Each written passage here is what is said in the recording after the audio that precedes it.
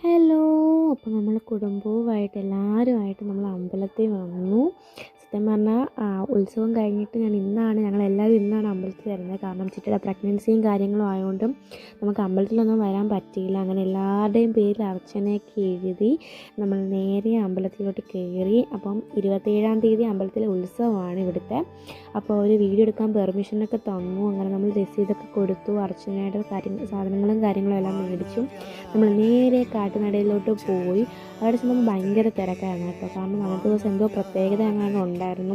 അപ്പോൾ കുറേ പൊങ്കാലയും മണി കെട്ടാനും ഒക്കെ കുറേ ആൾക്കാരുണ്ടായിരുന്നു. നമ്മൾ മണി കെട്ടുന്നതിന് മുമ്പ് 7 പ്രാവശ്യം വലം വെക്കണമെന്നാണ് പറയുന്നത്. അങ്ങനെ നമ്മൾ